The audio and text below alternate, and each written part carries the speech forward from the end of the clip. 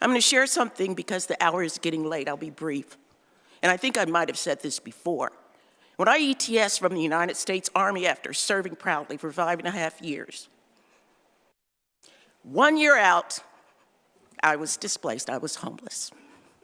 Had 2 children at that time, and we lived wherever we could go. It's a desperate time. And I want you all to think about those people, mothers or fathers out there that have children. What happens to them? I would have been arrested if this was in effect back then.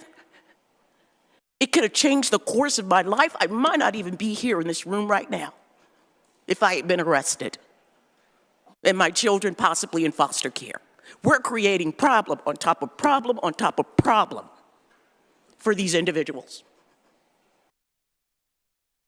And we do it here in our nice, cozy, warm chamber. But we talk about the folks out there in the cold streets and want to punish them because of their situation. Enough is enough. One afternoon, I was in that park, and a Speedway police officer. We were at Meadowwood Park. My kids were in the back seat. I was sitting up front. I heard a tap at the window. And it was a Speedway police officer. I'm like, oh gosh, because I was scared. What's going to happen now when he finds out we don't really have a place to go?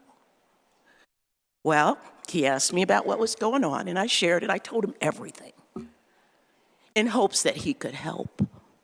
And he did. He told me to follow him to the Speedway Police Department. Got my kids out, put them in a nice break room, and fed them. And gave them soda and ice cream.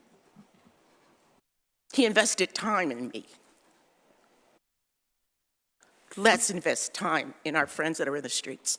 Let's invest time, and let's invest resources. Then he called over to the trustee's office, this police officer, and said, someone's coming over there today that needs help. He gave me a resource, not a ride downtown to jail.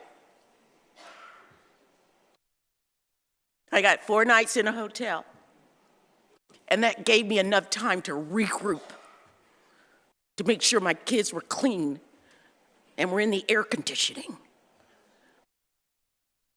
My daughter was old enough to babysit her little brother.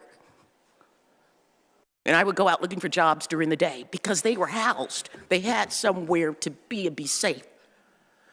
That gave me time to get out there and make sure I could find a second job. Because I was working one job, but that wasn't enough. Back then, it was $5.50 an hour. That wasn't enough to live on. But he invested in the human. And it's time we start doing that in this chamber and stop punishing people for their situations.